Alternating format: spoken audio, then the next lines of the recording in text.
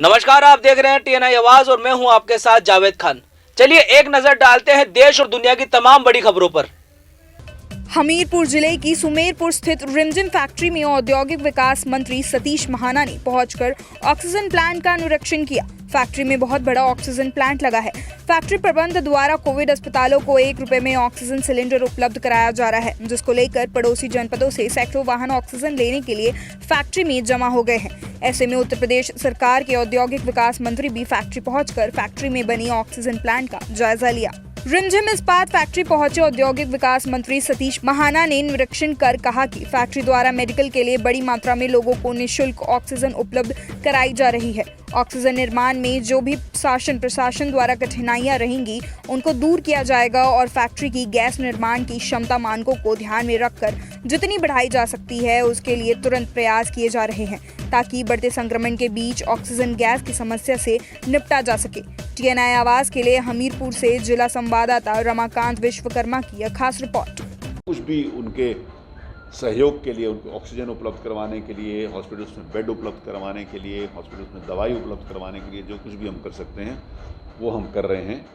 इस निमित्त में यहाँ पर आज रिमझिम इस्पात के कार्यालय में उपस्थित हुआ हूँ। मंत्री, पूरे प्रदेश में हाहाकार मचा हुआ है ऑक्सीजन को लेकर।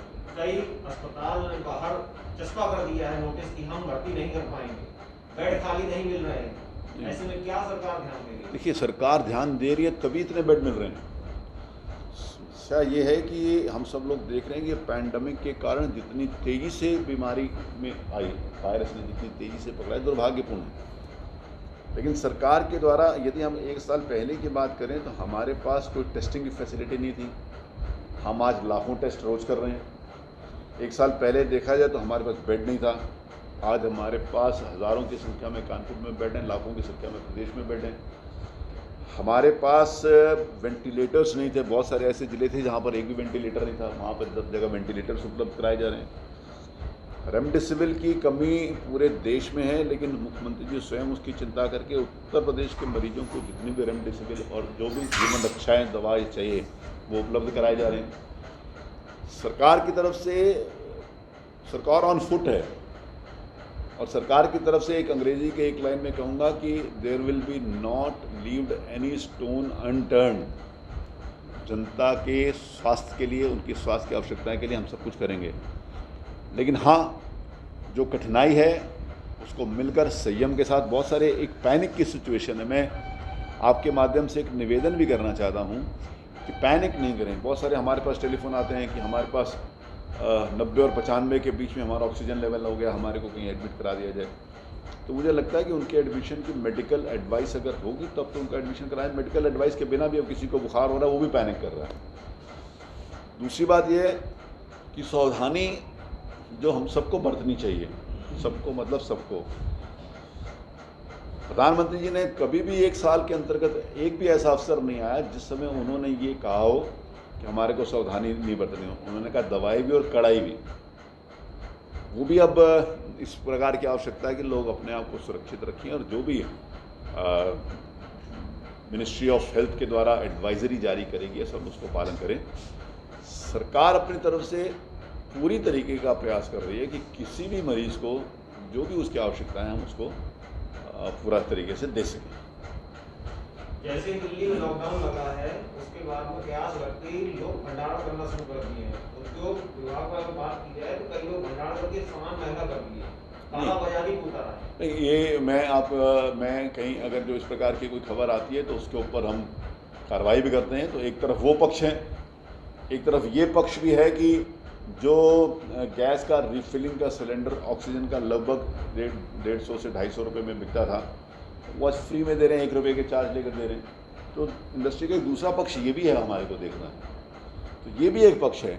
अगर ब्लैक मार्केटिंग के बारे में कोई सूचना मिलती है तो उसके ऊपर भी सख्त से सख्त कार्रवाई की जाती है। अच्छा, ऐसा नहीं लगता कि जैसे दिल्ली है, महाराष्ट्र है, अन्य प्रदेशों में जो हालात बने हुए हैं, ऑक्सीजन की कमी हो गई है और भारी कमी अब धीरे धीरे उत्तर प्रदेश में भी हो रही है, चाहे वो राजधानी लखनऊ हो या फिर कानपुर हो, तमाम शहरों में अब मौतों का आंकड़ा लगातार बढ़ रहा है। तो ऐसे में नहीं लगता कि ये जो कदम अब उठाए जा रहे हैं वो पहले उठाए जाने चाहिए? देखिए, पैंडमिक आएगा या 1 साल पहले को ना तो कोई वैज्ञानिक बोलता था, ना किसी की जानकारी में था। ये पैंडमिक है, इस बात को समझने की आवश्यकता है। मैं सब लोगों से एक निवेदन करना चाहता हूँ, क्योंकि इधर मीडिया के द्वारा जिस प्रकार की एक सकारात्मक खबरों की भी अपेक्षा है, वो भी मैं आपसे निवेदन करूँगा।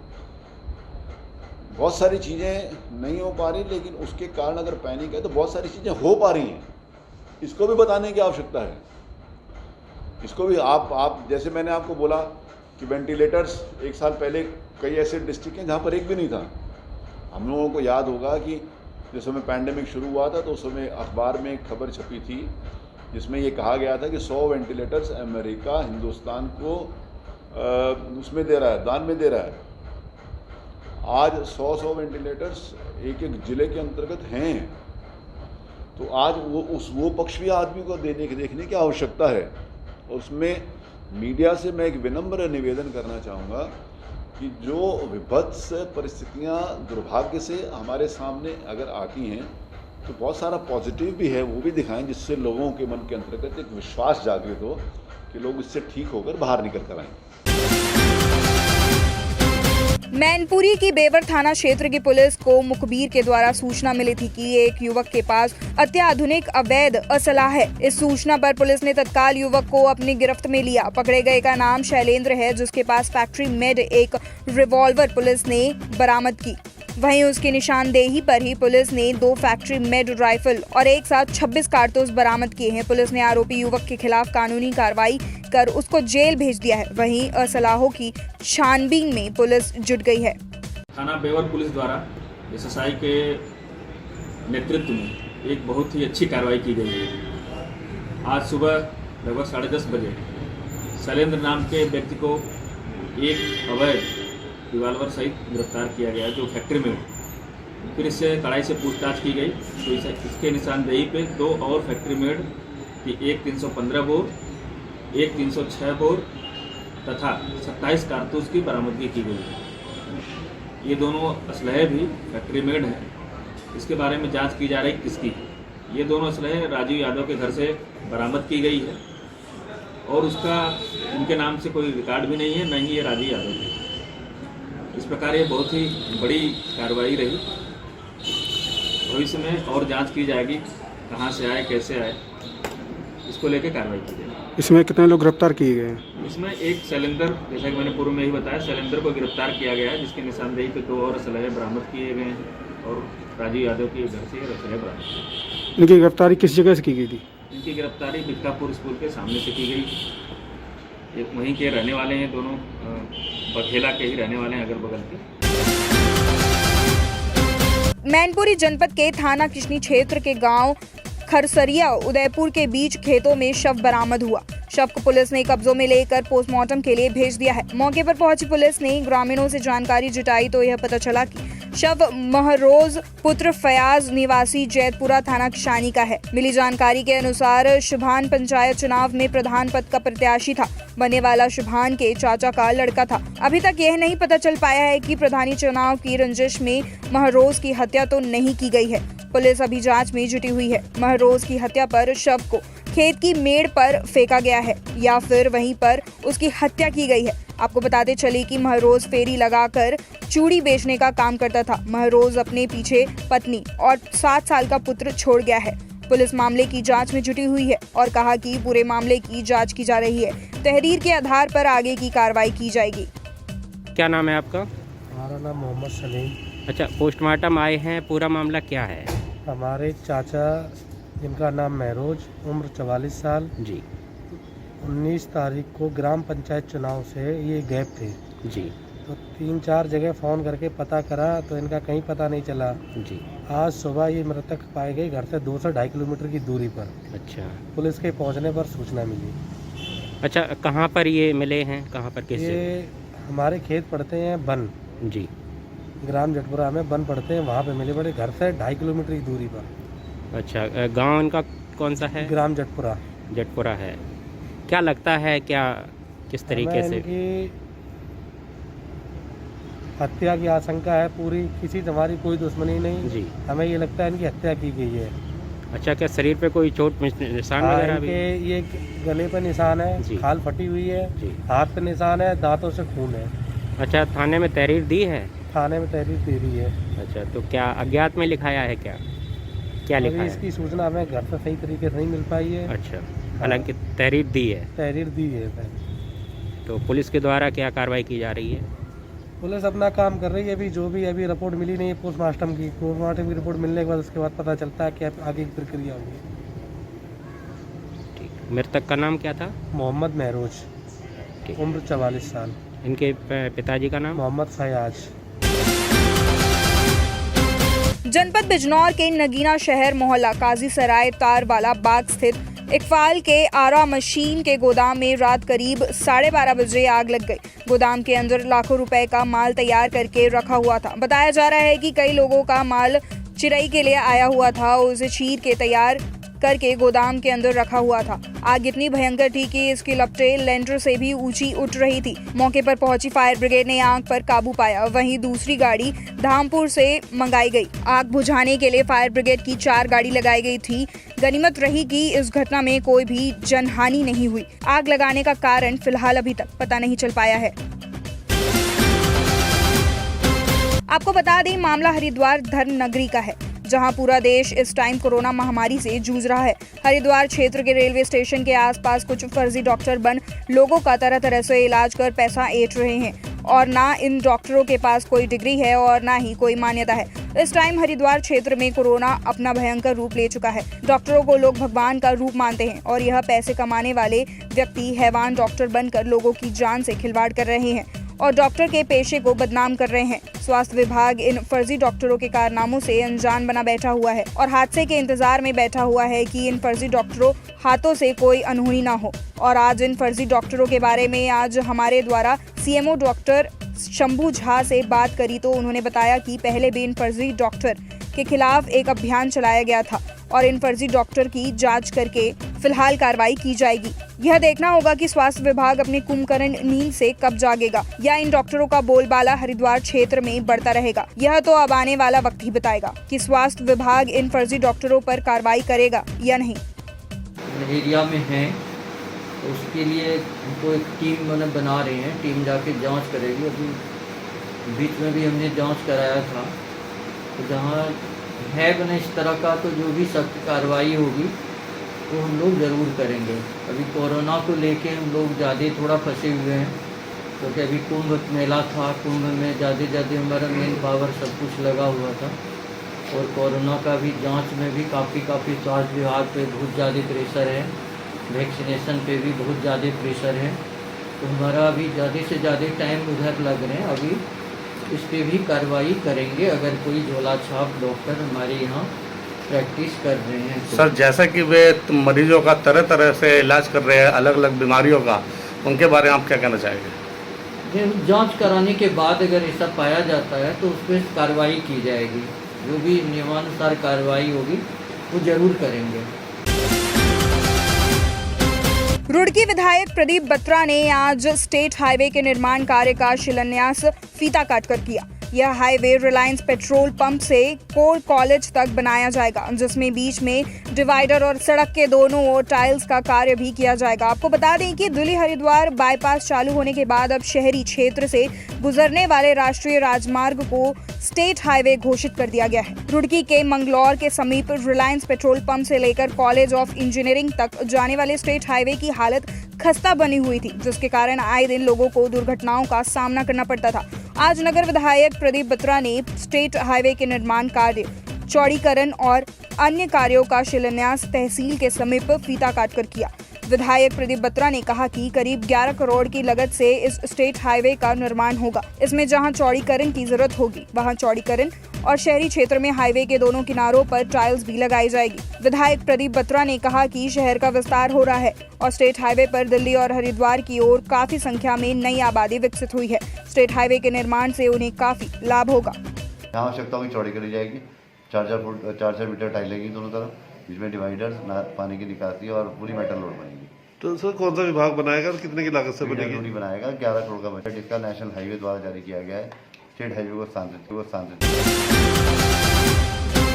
मामूली बात पर पड़ोसियों ने घर में घुसकर एक युवक की जमकर पिटाई कर डाली। युवक को घायल अवस्था में उपचार के लिए सिविल अस्पताल लेकर जाया गया, जहां से उपचार के बाद चिकित्सकों ने उसे हायर सेंटर रेफर कर दिया। वहीं पुलिस मामले में तहरीर आने के बाद कार्रवाई करने में जुट चुकी है। जानकारी के अनुसार गंगानगर कोतवाली क्षेत्र के रामपुर में अशफाक पुत्र आमिर हसन का घर है। शाम के समय पड़ोस के कुछ बच्चे घर के पास खेल रहे थे। अशफाक के भाई के अनुसार एक बच्चे ने खेलते समय अशफाक को गाली दे दी। अशफाक ने उन्हें गाली देने से मना किया और एक थप्पड़ मारने के साथ डांट दिया। बच्चों ने यह बात अपने घर जाकर बताई तो आरोप है कि बच्चों के परिजन लाठी डंडों से लैस कुछ युवकों के साथ घर में घुसने का प्रयास करने लगे, लेकिन जब अशफाक के परिजनों ने दरवाजा नहीं खोला तो वह लोग छत के सहारे घर में घुस गए और गाली गलौज करते हुए मारपीट शुरू कर दी। शोर शराबा सुनकर अन्य परिजन और आसपास के लोग घर में आए और पड़ोसियों से उसे छुड़वाया। बाद में घायल युवक के परिजन उसे बेहोशी के हालत में सिविल अस्पताल लेकर पहुंचे और सूचना पुलिस को भी दी। चिकित्सकों ने प्राथमिक उपचार के बाद घायल युवक को हायर सेंटर रेफर कर दिया, लेकिन परिजन हायर सेंटर जाने के लिए एम्बुलेंस न मिलने पर उसे अस्पताल में रखने की बात कहने लगे। बाद में परिजन घायल को घर ले गए और शुक्रवार को फिर से उपचार के लिए लाने की बात कही। वहीं इस संबंध में कोतवाली प्रभारी मनोज मेनवाल का कहना है कि तहरीर आने पर उचित कार्रवाई की जाएगी। क्या हुआ? तो ये एक बच्चे ने मोहल्ले में ही पड़ोस में ही गाड़ी दे रहा भाई को। उसने कहा ना भाई, उसके मुझे बताया मैं कहा भाई गाड़ी दे रहा तुम्हारा लड़का।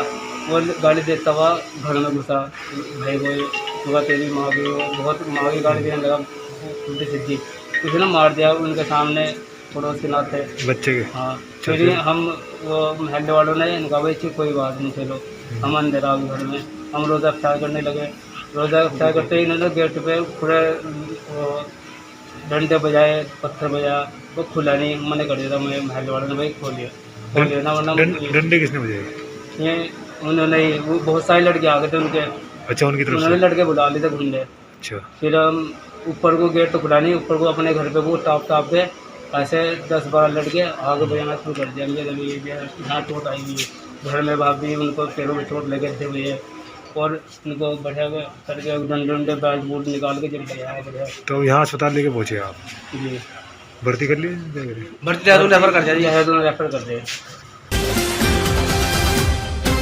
रुड़की आबकारी विभाग की टीम ने सैकड़ों जिंदगी को बचाने का काम करते हुए नकली अंग्रेजी शराब की फैक्ट्री का भांडाफोड़ किया है। आपको बता दें कि मंगलवार कोतवाली क्षेत्र के तितकी गांव में आबकारी निरीक्षक मानवेंद्र पवार के नेतृत्व में आबकारी टीम ने छापेमारी की। मौके से नामी अंग्रेजी ब्रांड की शराब की बोतलें, ढक्कन समेत रेक्टिफाइड स्पिरिट मिला है। फिलहाल मौके से आरोपी फरार है। फिलहाल मानवेंद्र पवार के नेतृत्व में टीमों की छापेमारी जारी है। आबकारी निरीक्षक मानवेंद्र पवार को सूचना मिली थी कि मंगलौर इलाके में नकली फैक्ट्री तैयार कर शराब भराई की तैयारी का काम किया जा रहा है। इस नकली अंग्रेजी शराब को आसपास के इलाकों में बेचा जाता है। इस सूचना पर देर शाम आबकारी विभाग ने छापेमारी कर सैकड़ों खाली बोतलें, ढक्कन, रैपर समेत बड़ी संख्या में बारदाना मिला है। निरीक्षक मानवेंद्र पवार के मुताबिक बहुत बड़ी सप्लाई की तैयारी थी, जिसे पकड़ा गया है। आरोपी की तलाश की जा रही है।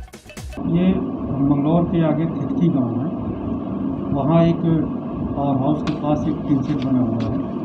उसमें प्रारंभिक तौर पे जो पता चला है वो विपिन सन ऑफ वीरेंद्र का है, वो खुद वो कुर्दी गाँव का रहने वाला है।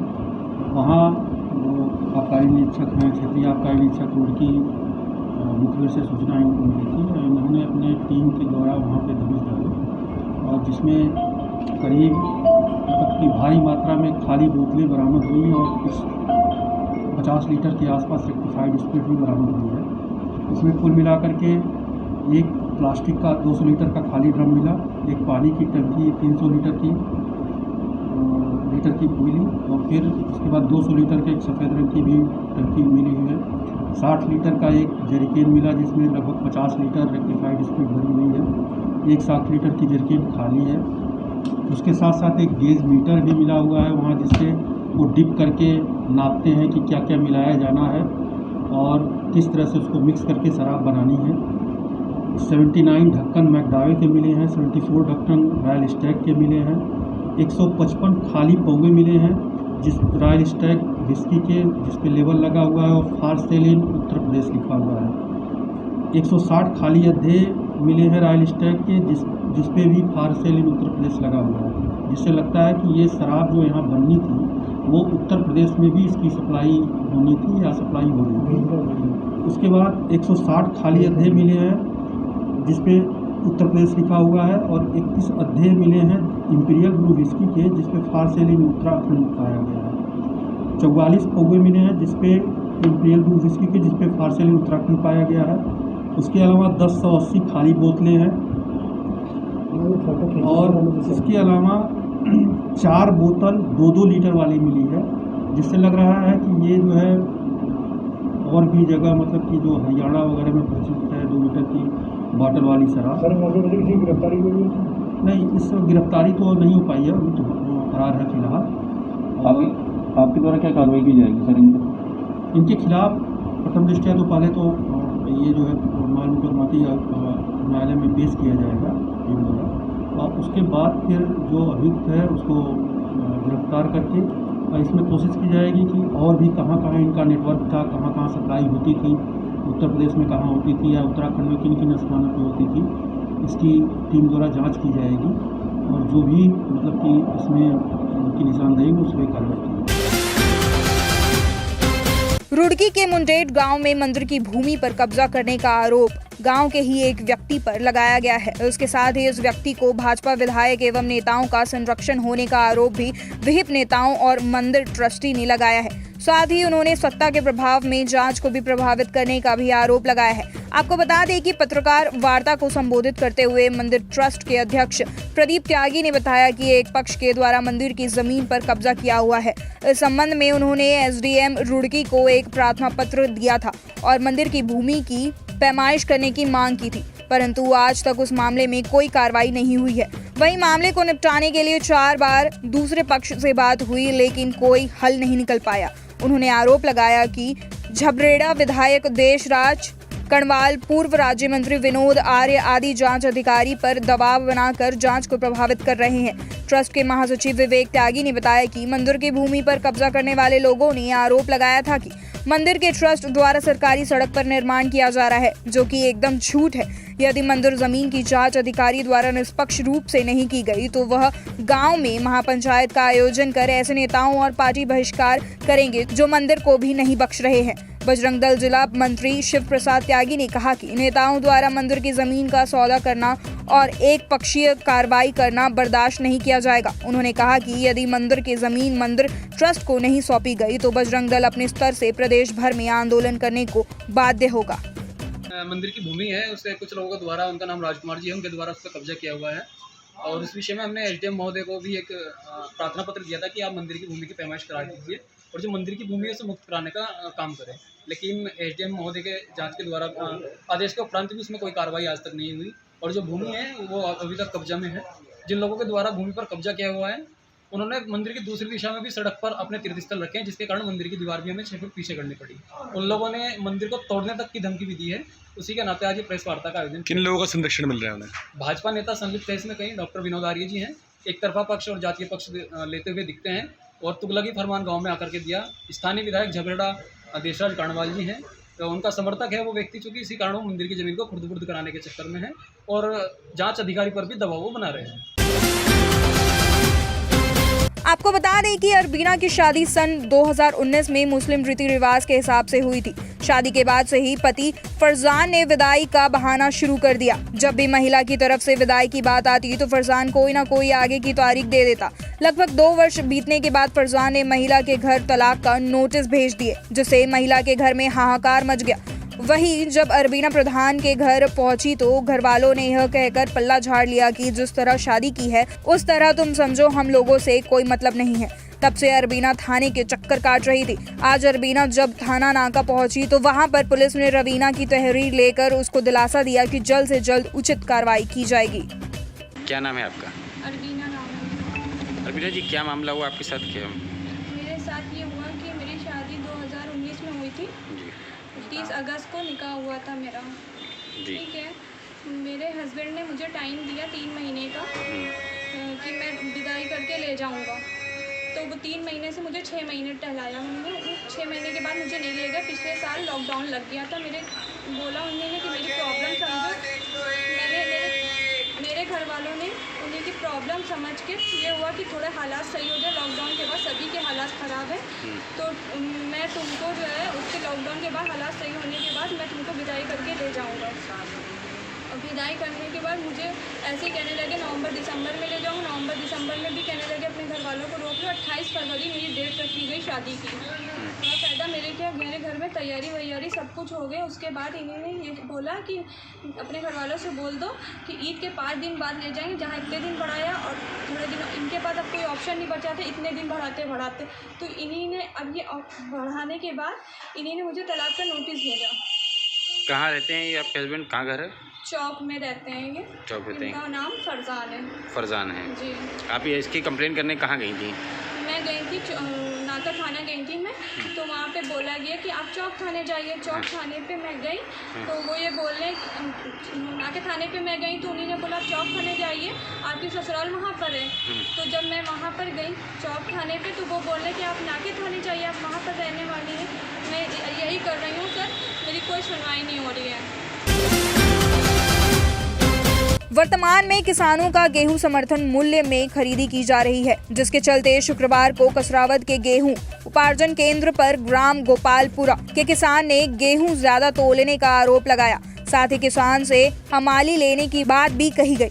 किसान ने बताया कि वह 50 क्विंटल से ज्यादा गेहूं लेकर आया था, लेकिन जब गेहूं की तुलाई हुई तो मात्र 48 क्विंटल ही बैठा। शंका होने पर उसने 50 किलो की कट्टों की दोबारा तुलाई करवाई तो कुछ कट्टों में 50 के बजाय 53 और 54 किलो तक गेहूं मिले, जिसके बाद मौके पर उपस्थित किसानों ने हंगामा खड़ा कर दिया। साथ ही हमालों के खिलाफ FIR दर्ज करवाने की मांग की। हंगामे के बाद अधिकारियों ने मौके पर पहुंचकर मौका पंचनामा भी बनाया। किसानों ने बताया कि खरीदी केंद्र पर हमालों के द्वारा 300 रुपए तक हमाली भी ली जा रही है, जो कि शासन के निर्देश में कहीं से कहीं तक नहीं है।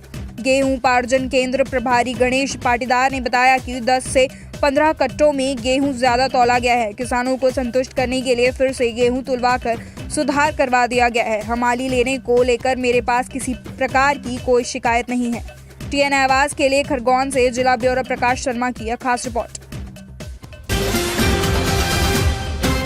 राहुआस बाजार में आज गुरुवार को लालसोट CEO शंकरलाल मीणा, रामगढ़ पचवारा थाना अधिकारी सुभाष शर्मा और राहुआस चौकी कांस्टेबल प्रेम ने मई जाब्ते के साथ राहुआस बाजार में सरकार द्वारा जारी की गई कोरोना गाइडलाइन को लेकर जायजा लिया और साथ ही लोगों को कोरोना गाइडलाइन का पालन करने के लिए कहा गया। TN आवाज के साथ राहुआस संवाददाता कन्हैयालाल मीणा की खास रिपोर्ट। राहुआस में जो भी कोरोना गाइडलाइन की पालना के जो निर्देश मिले राज्य सरकार से, उनकी पालना के लिए मन CEO साथ में SHO रामगढ़ के साथ में मैं जाब्ता यहाँ आया। यहाँ जो भी कोरोना की गाइडलाइन की पालना की जा रही है नहीं, ये देखा।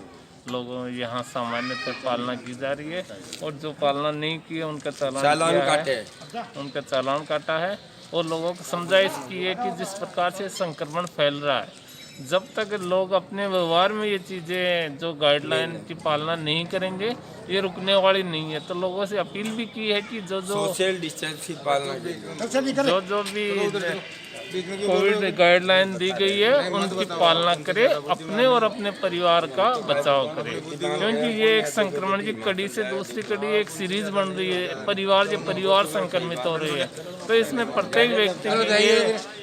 प्रत्येक व्यक्ति की ये जिम्मेदारी है कि वो संक्रमण की कड़ी नहीं बने।